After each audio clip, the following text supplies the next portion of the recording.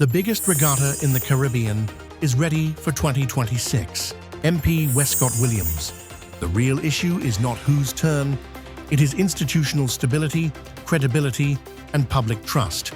Passenger arrivals and cruise arrivals show growth in 2025. Melissa Gums, Minister Committee of Education, the frameworks regulating medical education on St. Martin.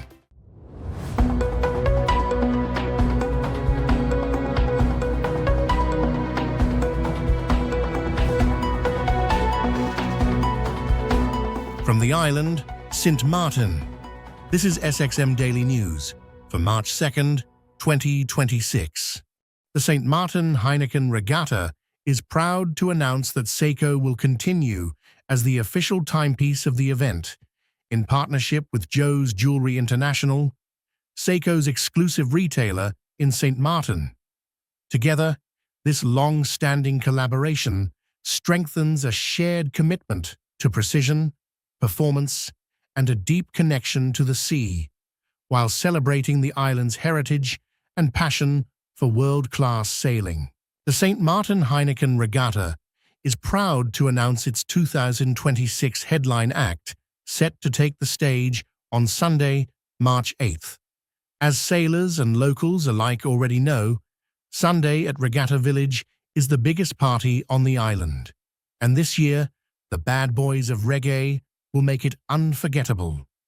Inner Circle is coming to St. Martin, and they will make you sweat. As the holiday season approaches, another cherished tradition is underway in the Caribbean: the arrival of international yachts to St. Martin. The early fleet arrivals signal the start of the island's vibrant high season and build anticipation for the 46th St. Martin Heineken Regatta, taking place March 5-8, 2026. With over 20 entries already confirmed, the 2026 St. Martin Heineken Regatta is shaping up to deliver its signature blend of world-class racing and serious fun for the 46th anniversary event. From fast multi-hulls to international mono-hulls, seasoned Caribbean racers to newcomers from afar, the fleet already showcases the diversity that makes this event a global sailing icon. The St. Martin Heineken Regatta has once again secured its place as the biggest regatta in the Caribbean, with 107 yachts crossing the start line, more than any other regional event, and 13,000 visitors transcending upon the Port de Plaisance Regatta Village for 4 unforgettable nights of serious fun. Fresh off this year's success, organizers have already set the dates for the 46th St. Martin Heineken Regatta. The Department of Statistics records all visitors, including transfers, arriving at the St. Martin Princess Juliana International Airport and refers to them as air passenger arrivals. Due to St. Martin's unique location, some travelers use it as a hub to reach nearby islands, including French St. Martin. The full implementation of the new digital immigration system has improved the accuracy of arrival data. However, certain limitations remain, such as the inability to distinguish between transfer passengers, residents, or European citizens, which affects the completeness of detailed passenger arrival statistics. The Department of Statistics no longer uses the term stay-over visitors, as it does not fully capture the true nature of all air tourism in St. Martin. Passenger arrivals results. The year overview indicates that total air passenger arrivals for 2025 amounted to 855,994. Quarter 1, Q1, recorded 256,923 arrivals, representing 30% of the annual total. Quarter 2, Q2, followed with 209,177 arrivals, 24.5%, while Quarter 3, Q3, accounted for 168,915 arrivals, 19.7%.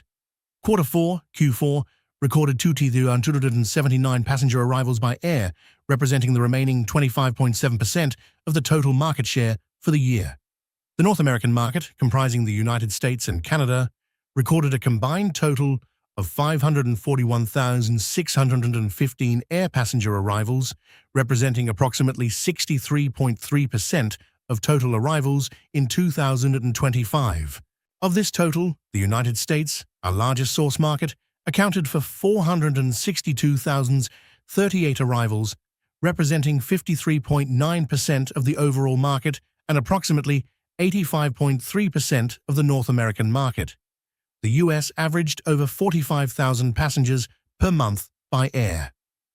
The European Union, our second largest market, recorded 221,179 air passenger arrivals, representing approximately 25.8% of total arrivals in 2025. Within the EU market, France emerged as the leading source country with 87,952 passengers, accounting for approximately 39.8% of the EU market and 10.3% of total air arrivals. The Netherlands followed closely with 85,741 passengers, representing approximately 38.8% of the EU market and 10.0% of total arrivals. Continuing with the other regions, the Caribbean recorded a total of 43,986 air passenger arrivals, representing approximately 5.1% of total arrivals in 2025, with a monthly average of over 3,500 passengers. The Central and South America region accounted for 25,484 arrivals, representing approximately 3.0% of the total market, averaging more than 2,000 passengers by air per month, with August emerging as the peak travel month. The rest of the world recorded a total of 15,730 air passenger arrivals, representing approximately 1.8% of total arrivals in 2025, with a monthly average exceeding 1,200 passengers. More on Parliament meeting with Melissa Gums, Minister of the Committee of Education, the frameworks regulating medical education on St. Martin on Thursday, February 26, 2026. I would like to state as well, Mr. Chairman, as the Ministry continues to legislate and professionalize many areas in our education ecosystem that have gone unaddressed and unregulated for decades, it is also important to understand that the ways in which we've operated as a small island nation are no longer tenable if we intend to provide a viable future for our young people. With the Higher Education Ordinance in place and the Supervision of Education Ordinance on its way, persons and institutions, no matter what they may promise or proclaim they can do for us, must be subjected to the laws of our land, regardless of who their local reps might be. If we do not respect our laws, rules, and regulations, we can never expect total strangers to do so. Additionally, there is such a thing as market saturation, and that is also something that the Ministry is carefully looking at in our education ecosystem to ensure that there is regulation, there is oversight, and that we do not let it continue to run rampant as it has in the past. And with that, I thank you, and I await any questions from members of Parliament. Thank you. One question to the Minister, because we started the presentation directly into accreditation. My question to the Minister is, if the Minister could give us a small synopsis of what takes place before the accreditation. What is the part of this government or the government in the country, what is required of them to even be able to reach to that point to have a discussion about accreditation? That is the one and only question I have for the Minister. Thank you, Mr. Chairman. My question has to do with the establishment of the AUC. And at the time of the agreement for AUC to permanently establish itself in St. Martin, the agreement was made between the government at the time and myself in particular with AUC to grant scholarships to local persons. I have understood that that program is still in place. What I would like to know from you, Minister, if you could give us an overview of, since the institution of that particular agreement, how many were able to make use of it and what the status is of the students, so in terms of numbers, making use of that facility today. Mr. Chairman, just that you know, I don't need the answers today here, unless the Minister has them readily available, but I would like them to be provided to Parliament as soon as possible. Thank you, Mr. Chairman. For me, the presentation was pretty clear. My question was along the lines of the one of MP La Cruz. So with that being said, I had another follow-up question, Mr. Chairman, through you to the Minister. I know that about over a decade ago, the AUC was pardoned 30 million guilders, if my memory serves me correct. There were a lot of requirements and expectations that they had to live up to. I would like to know through you if the minister can provide any information from the ministry as to the obligations that they had to live up to, where they live up to, now that we're over a decade later, and if not, what can be done for us to follow up on the benefits that had to benefit St. Martin in regards to that 30 million guilder pardon? Thank you very much, Mr. Chairman. My question is related to, at the end of the presentation, the minister mentioned the word saturation. So I was wondering if it is that medical schools are saturated, the market for medical schools. Through you, Mr. Chairman, is the market for medical schools saturated on St. Martin right now, according to the ministry? Thank you. The question is also in line as to what MP Johnson said. Earlier, MP La Cruz stated that there was a request prior for a medical institution. Does government have a cap as to say for how many institutions in whatever sector it is would be allowed for St. Martin in that sense, based on the need? That'll be all. Thank you, Mr. Chairman. And I'll just dive right into it. Regarding the question from MP La Cruz, synopsis about what takes place before reaching the discussion about accreditation. Institutions need to be accredited via one of the bodies that is in the accreditation framework. The HAM that is being finalized, where recognition would be given to those accreditation bodies, and then schools would have to approach those bodies to be accredited by them. That is part of the roadmap for the implementation of the Higher Education Ordinance, which of course encompasses that LB. MP Westcott Williams and MP Duran, I actually have already asked AUC for this information. However, that has to go through their channels as well. I was hoping to get it before today's meeting, but I have not. However, I have followed up, so once I have it, I will be able to send it in writing because it's something we are anticipated being a question, so it's already been requested. It's in Webster. Regarding saturation, I didn't say that it was saturated right now, but it is something that I consider. I think realistically, we have to understand that we're 16 square miles with a set number of students. And if you even look at classroom sizes at lower levels and high schools, they are quite small. So saturation is a risk. Something that we're discussing internally and trying to identify. And that ties into MP Waver's question on caps. If that has to come, then that will be the discussion that the ministry has and the decision that we will have to make. The minister didn't understand my question. I'm going to maybe try to rephrase it. Before a medical school is established on St. Martin, the first request would be requesting a business license, a managing director's license, finding a location, classrooms, whatever. What are the steps after that? What are those steps? That is the question that I'm asking. I did understand the question, but the reality is getting a business license does not entitle you to being recognized as an institution of higher learning on St. Martin. Accreditation is what allows you to be recognized as such an institution. So that is the steps that would be taken from the government side. Regarding that point, though, I think it is important to note that I always champion collaboration between ministries because that is a disconnect. That persons receive a business license with no consultation with the Ministry of ECYS on these types of matters. And then we run into these discussions right now. So accreditation is the Ministry of ECYS's role, and whatever has been received from any other ministry does not have bearing on that because that is the law. There is once again public contention surrounding the chairmanship of the Central Bank of Curaçao and Sint Maarten, CBCS, specifically regarding the question of whose turn it is to propose a candidate. While this debate has generated considerable discussion, it is important to clarify the historical sequence of events, and more importantly, to redirect attention to the substantive challenges facing our monetary union. Historical context. In 2017, Etienne Weiss was appointed chairman of the CBCS. His candidacy was recommended by the Supervisory Board of Directors, SBD, and the screening for both countries was conducted through the agencies of Curaçao. At that time, his appointment was generally regarded as Curaçao's candidate within the rotational understanding between the two countries.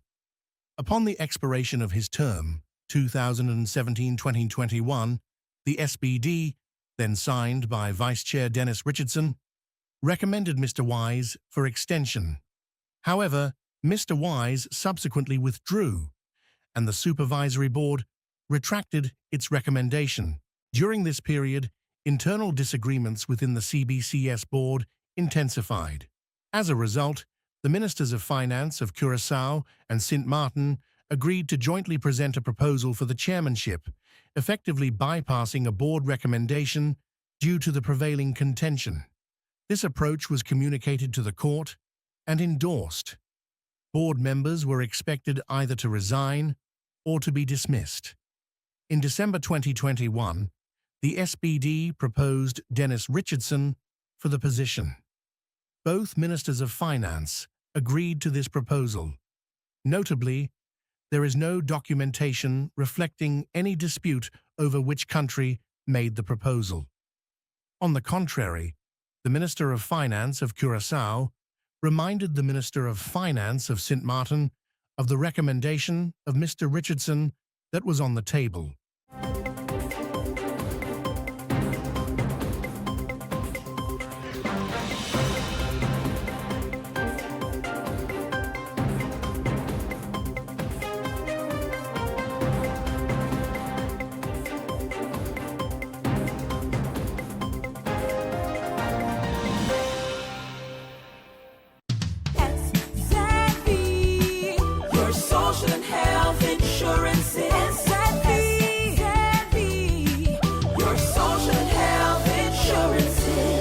Are you SXM insured?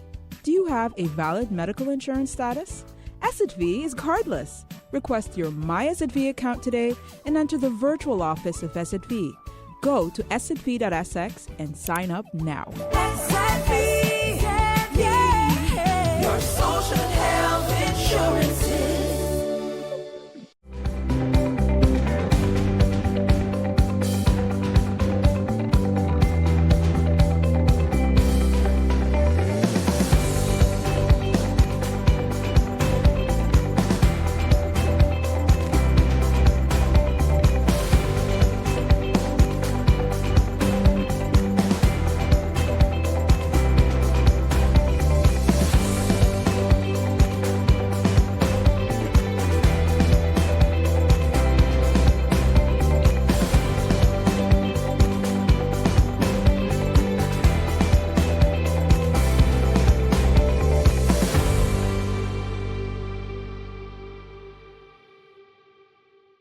Oranjestad, the Board of Financial Supervision, Aruba, CFT, applauds Aruba's intention to become the first country in the Caribbean part of the kingdom to implement a clear policy for the management of government participations and dividends.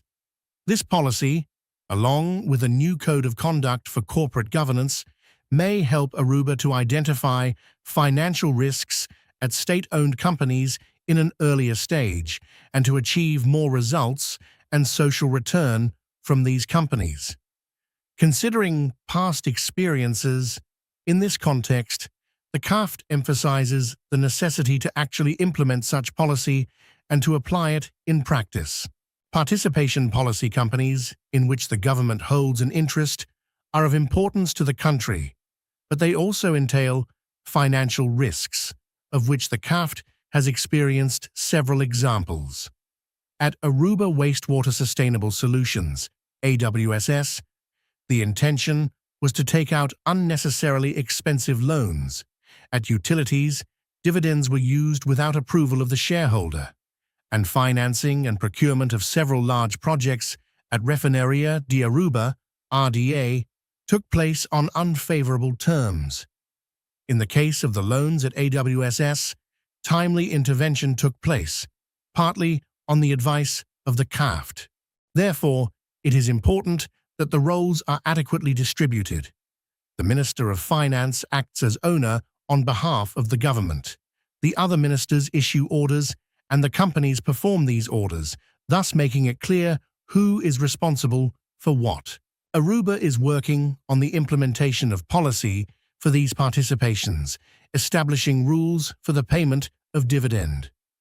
In addition, the country is working on a law on good governance by means of the National Ordinance on Corporate Governance. These frameworks are a solid basis for better management of state-owned companies, provided these are implemented and consistently complied with. Aside from requesting attention for the government participations, the CAFT again draws specific attention to the situation at the Dr. Horatio Aduba Hospital, Aruba, HOH, of which, after all, the costs are borne by the government, whilst the government cannot intervene as owner or shareholder. The Netherlands, The Hague. Minister Plenipotentiary, Her Excellency Dr. Anders Gracita Arendel recently attended the celebration, marking the 18th anniversary of the independence of the Republic of Kosovo. The event took place at the Nieuwe Kerk in The Hague and was hosted by H.E. Dren Dolly, Ambassador of the Republic of Kosovo to the Kingdom of the Netherlands.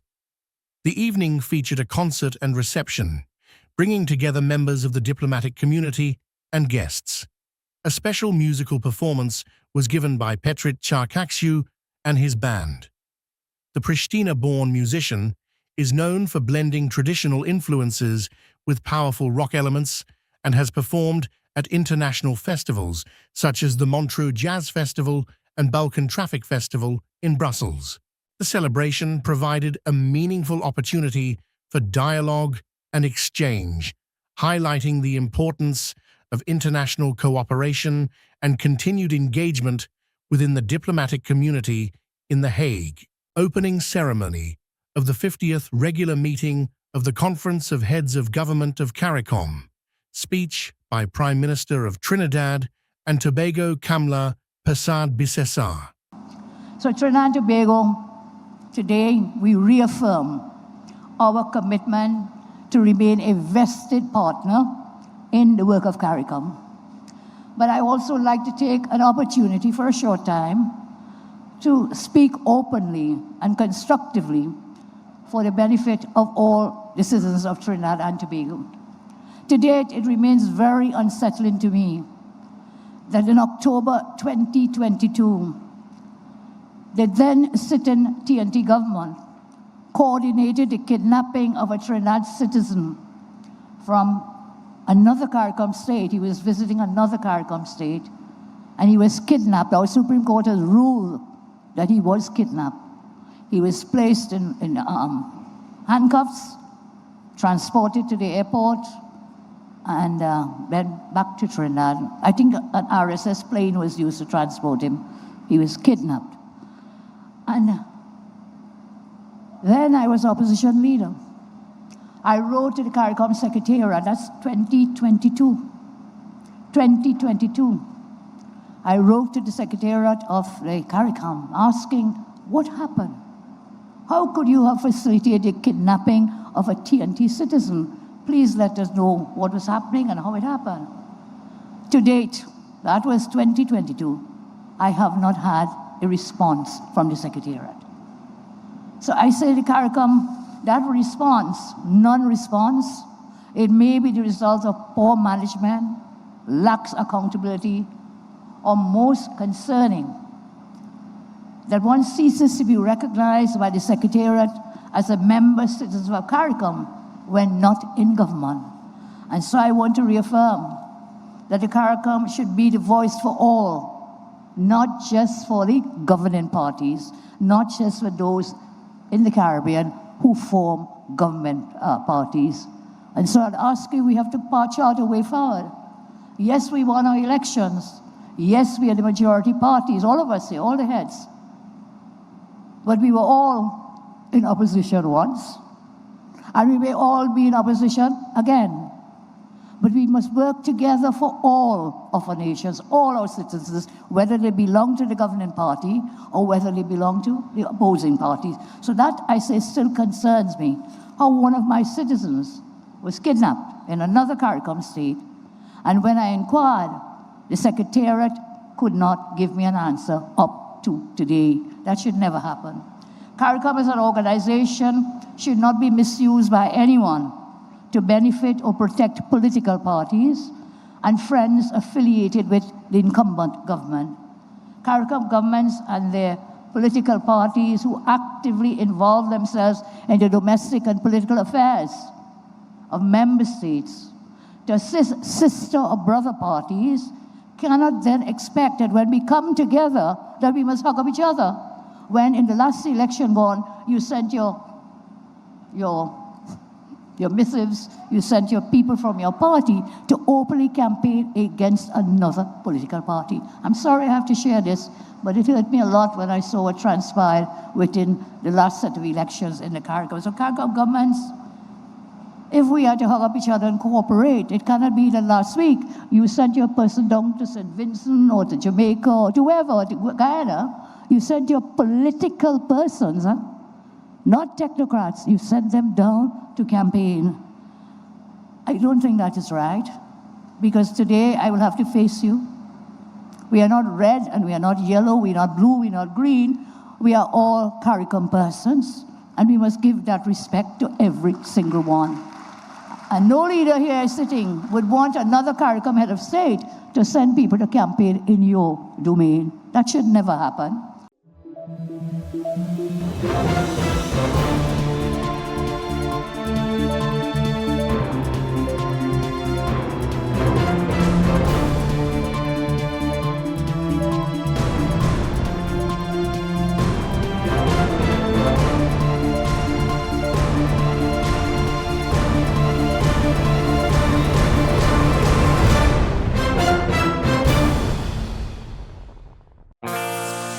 Now for the weather forecast, tonight through Tuesday midday. Cloudy at first, then becoming partly cloudy, hazy and breezy with isolated showers possible. Surface winds, today through Tuesday midday, easterly to east-southeasterly with a gentle to moderate breeze at 10 to 18 mph and higher gusts. State of the sea, slight to moderate waves, swells 4 to 7 feet. Outlook through Wednesday midday, occasionally cloudy, breezy and slightly hazy with scattered showers. And now your 3-day forecast.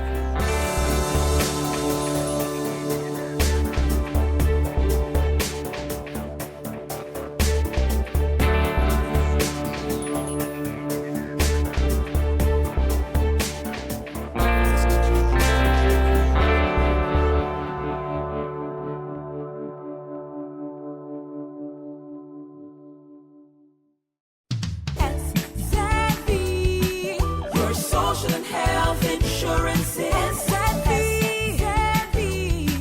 your social and health insurance. Are you SXV insured? Do you have a valid medical insurance status? SXV is cardless. Request your My SXV account today and enter the virtual office of SXV. Go to sxv.sx and sign up now. Your social and health insurances.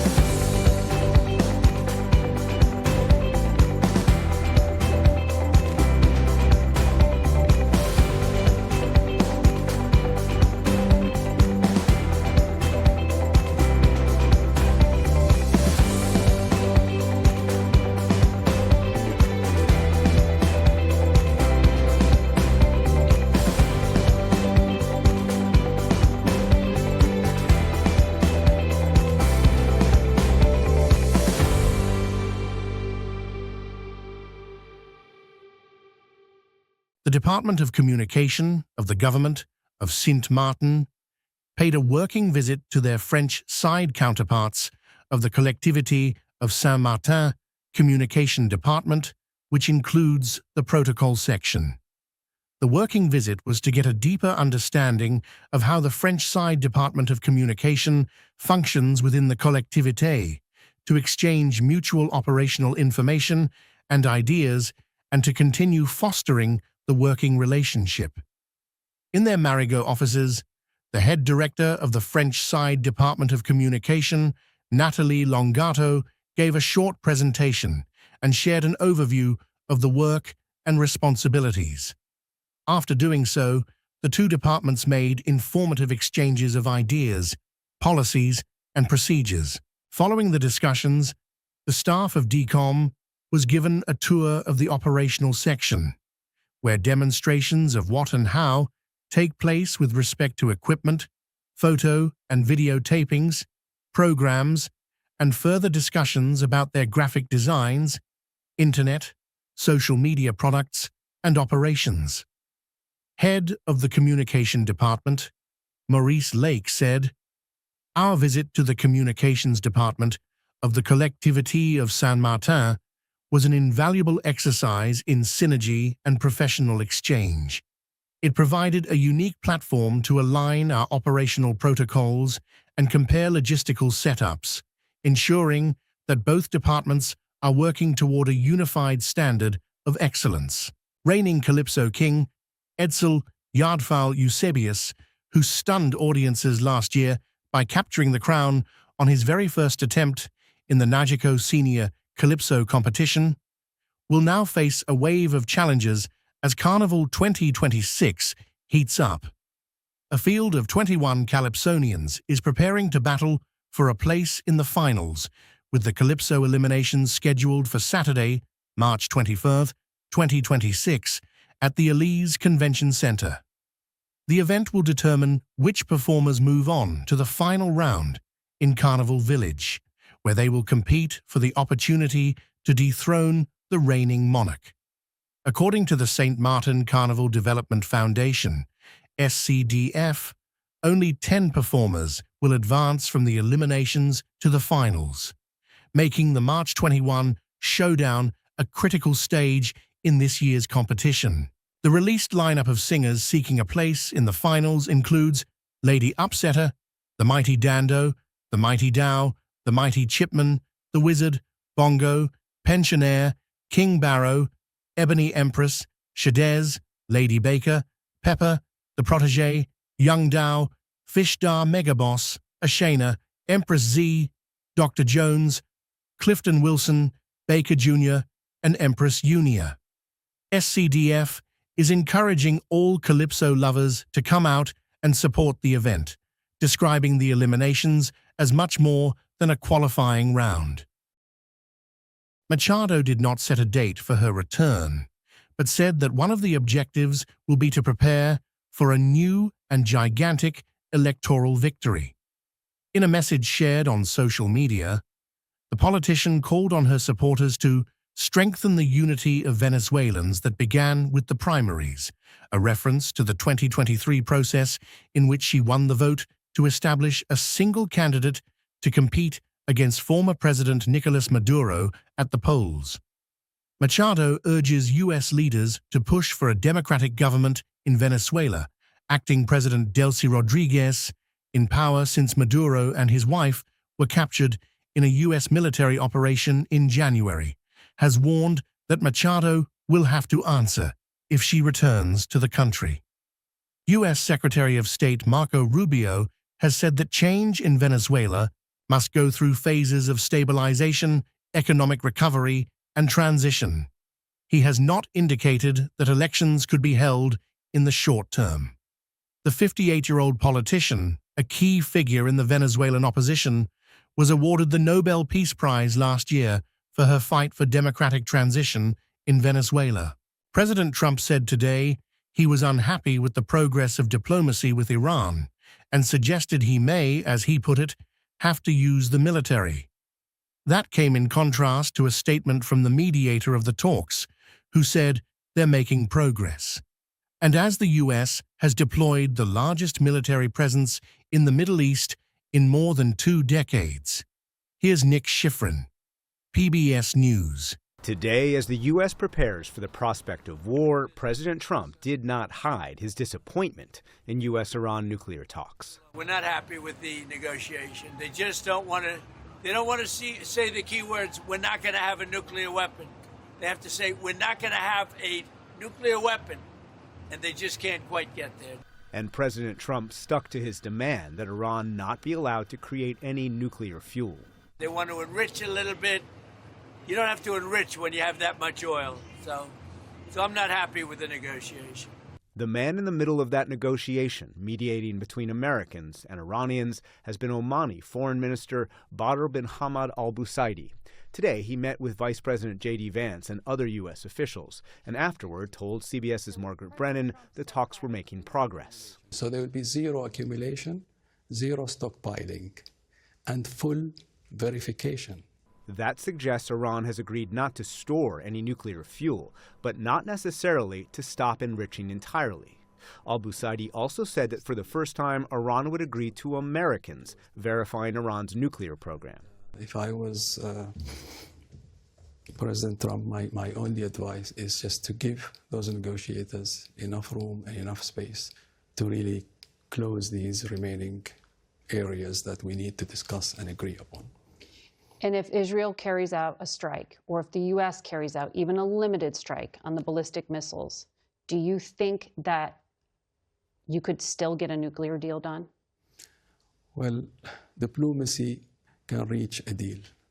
I don't think any other acts can solve this problem, really. But the momentum appears to be toward a strike.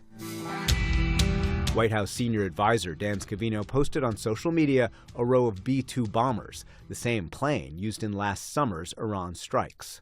And overnight, also precautions for possible war. The U.S. Embassy in Israel told its staff to consider leaving the country immediately.